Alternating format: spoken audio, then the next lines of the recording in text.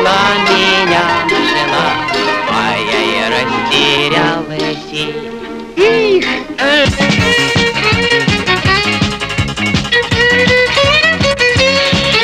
Хорошие девчата, заветные подруги, приветливые лица, огоньки, веселый глаз. Лишь мы затянем песню.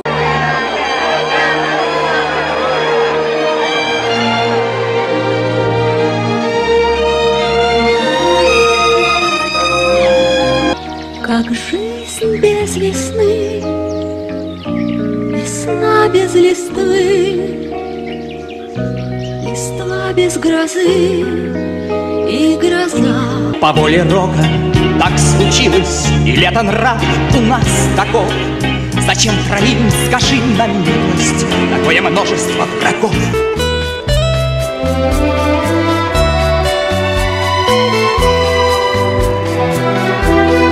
Постой, паровоз, не стучите колеса. Проснись и пой, попробуй в жизни хоть раз не выпускать улыбку из закрытых глаз. Вдруг, как в сказке, скрипнула дверь. Все мне ясно стало теперь. Что они не делают, не идут дела. Видно, в понедельник их мама родила. Видно, в понедельник их мама родила.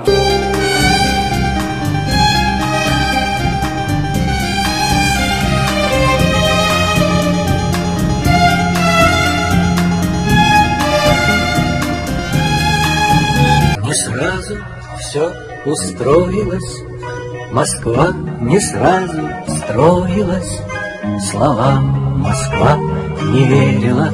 Я иду, шагаю по Москве, но я пройти еще смогу. Соленый тихий океан и тундру и тайгу. Над лодкой белый парус распущу, пока не знаю с кем.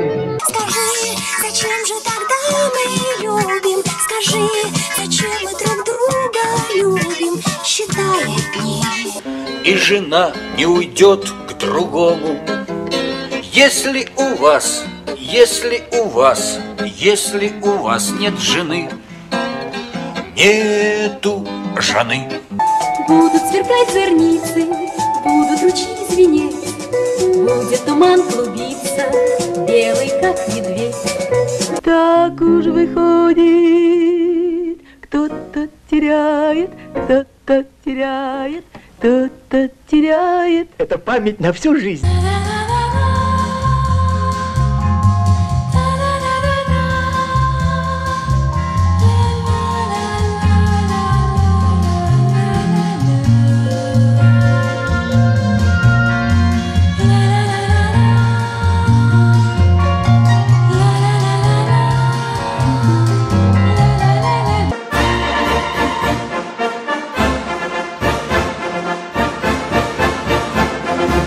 Дүйнөнү дүңгүрөткөн, төмөндөгөн көп улутту, аркыл маданиятты бириктирген Советтер Союзунун кино индустриясынын алгачкы башталыштары өткөн кылымдын 20-жылдарында башталган.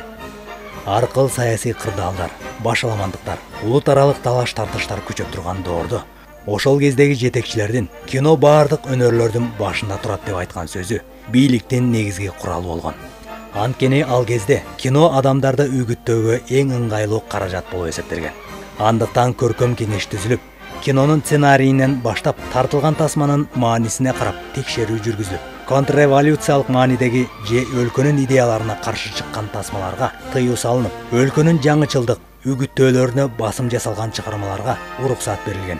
Ал турсун ошол кездеги жетекчилерди мактап жактаган, коммунизмдин келечегин жорган кино тасмалар байма-бай тартыла баштаган. Бул үчүн 1918-жылдары Москва жана Петроград комитети түзүлүп, анда сценарий жазгандардан тарта кино тартуучулардын тобуна чейинки адамдар сындан өтүп турушкан. 1919-жылдары кинематографияны улутташтыруу чечими чыгып, улуттук жана жеке менчик киностудиялар бийликтин тыкыр көзөмөлүнө алынган. Ошондой эле Совет өлкөсү 27 август күнүн кино күнү катары белгилеген.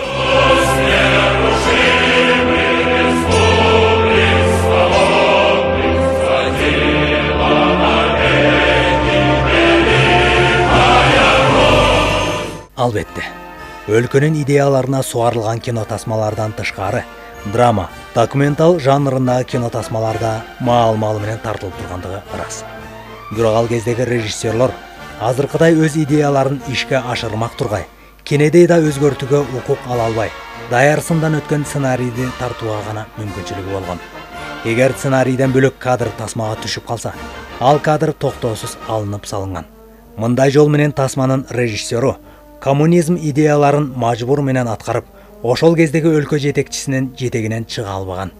Кино аркылуу диний ишенимдерди жокко чыгарган, өлкөнүн өнүгүүсүн жоромолдогон, бийлик төбөлдөрүнүн ишин даңазалаган жана бактылуу келечекти кыял кылган үгүттөө иштерин жүргүзүүгө эң мыкты каражат болгон. Айтсак, ал кезде большевиктер менен күрөшүүдө Кызыл армиянын эрдиктери баяндалса, Экинчи дүйнөлүк согушта баатырлардын майдандагы эрдиги, тылдагы эмгекчилердин күчүрмөн эмгекчилдиги сүрөттөлгөн тасмалар тартылган. 1924 жылы революциялык кинематографтардын ассоциациясы түзүлүп, жаңы көз караштагы жаш режиссерлордун башын бириктирген. Бирок кино өнөрүнө кызыгып келген жаш режиссерлордун жаңычыл көз караштагы тасмалары деле көркөм кеңештин сынынан кутула алган эмес. Сценарийден тарта тасманын ар бир кадры, актерлору текшерилип турган. Антсе да советтик кинематография тарыхындагы мындай татаал өткөн мезгилинен мөңкүрөбөй бир канча режиссерлор суурулуп чыгып, атын өчпөс из менен жаза алышты. Социалистик реализмдин идеяларын, келечегин сүрөттөөнү алгач режиссерлор Дзига Вертов, Лев Кулешов жана Сергей Эйзенштейндер баштап беришкен. Мына ушулар жараткан эмгектерден улам өлкөнүн кино тармагындагы келечеги бар экендиги көрүнүп калат. Ошондон тарта бөтөн чет элдик тасмалардан Советтер Союзунда көрсөтүлүүсүнө бөгөт коюлуп, атамекендик кино өндүрүүнү колго алышат.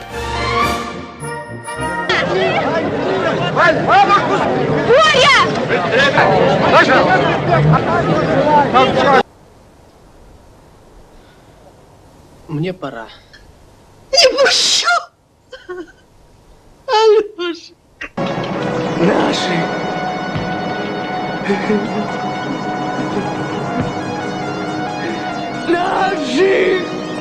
Огнем сверкая блеском стали, пойдут машины в яростный поход. Преступник крупного масштаба. То я вправе считать тебя человеком огромной силы воли. Это интереснейшая теория. Я, друзья, не верю в обещания. Даже из елки? Нет, сосна. И вообще лес, он все человечество обогревает. Антке менен советтик кинематографиянын гүлдөп өсүүсүнө жана азыркы кезге чейинки үлгү болуп эсептелген кино шедеврлердин жаралышына өлкөнүн келечек идеяларынын таң уланышы, адамзаттын аң сезимине жакшы гана маанай тартуулоосу керек деген принциптүү аракеттер себеп болгон. Тагыраак айтканда, көркөм кеңештин болуусу адамдын аң сезимине тескери таасир берүүчү жашоонун жаман жакшысын ылгоого пайдасы чоң болгон. Мисалы, ал кезде белгилүү бир адамдын тагдырына караганда жөнөкөй эмгекчил адамдын, колхозчунун тагдырын тартуу менен башкаларды эмгек жолуна үгүттөө туура деп эсептелген.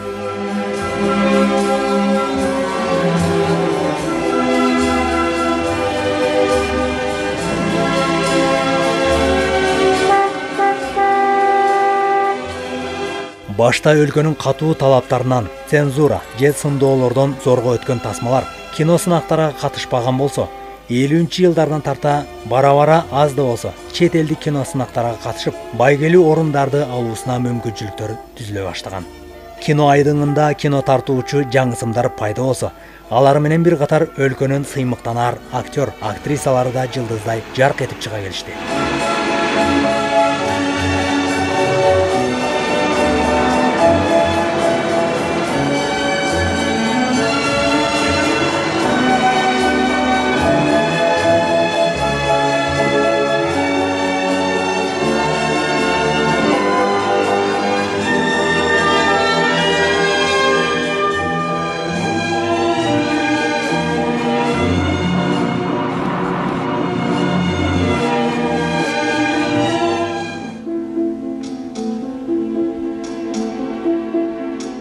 Режиссерлор Марлен Хуциев, Яков Сегель, Эльдар Рязанов, Михаил Калатозов, Сергей Бондарчук жана башкалар эл аралык кино сынактарда баш байгелерди алышкан.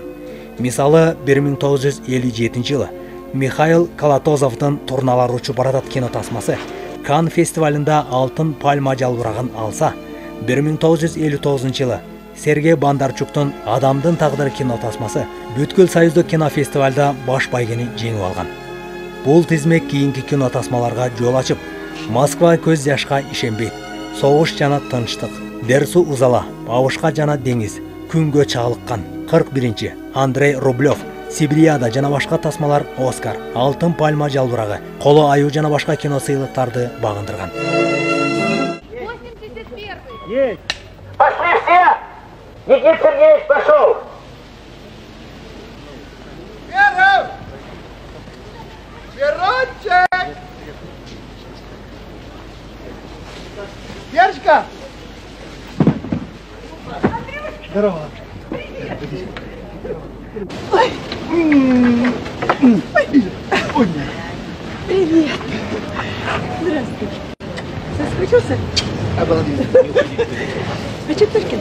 А он мне слушает. Понял, курью.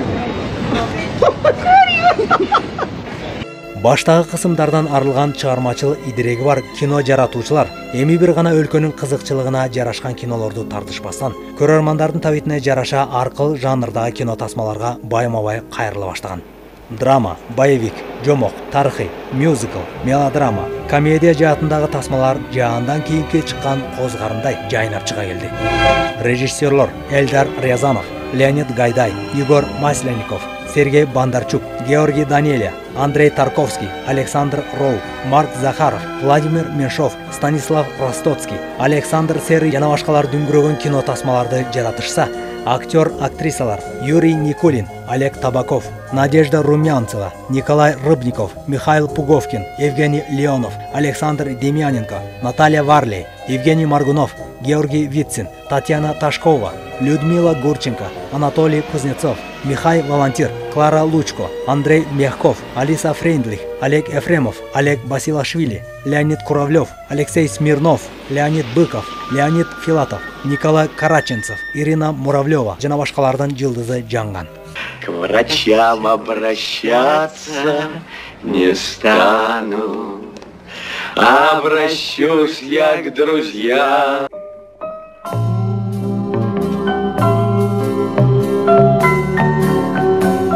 Мне тоже стали очень дорогие. Я думаю о вас даже чаще, чем это. Разрешите вас пригласить потанцевать? Меня? Ага. Пожалуйста. Погрузка угля. Я. Уборка конюшен. Я. Кроме того... Я. Да подождите вы, гражданин. Жогоруда сөз болгондой социалисттик өлкөнүн сындуу, ары таасирдүү тасмалары ал кезде адамдын ниетин бузуп, тескери таасир бербеси алдын ала бышыкталган. Ал убакта азыркыдай жашоонун өөдүк-сөөдүк, зордук-зомбулук көргүзгөн, аң сезимди талкалаган тасмалар дээрлик тартылбаган. Дүйнөнү дүңгүрөткөн СССР бириндеп кулаган соң, көп улуттун башын бириктирип, эл кылган орус эли өзүнчө өлкө болсо, бириккен эл бириндеп өз-өзүнчө өлкөлөргө айланды. Өз алдынчалык ар бир улутка жакшы болгону менен, маданият тармагына оңбогондой сок курулуп, аны менен бир катар кино индустриясы да аксаган абалда калды. Мурдагыдай сын жок, ар ким өзү билген тасманы тартып, эптеп оокат кылмай.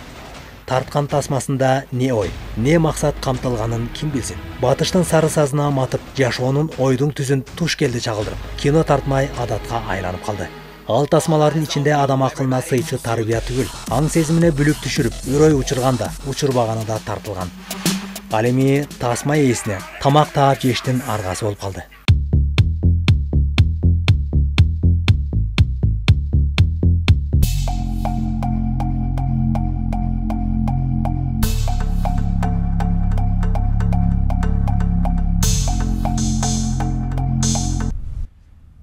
Закрой глаза.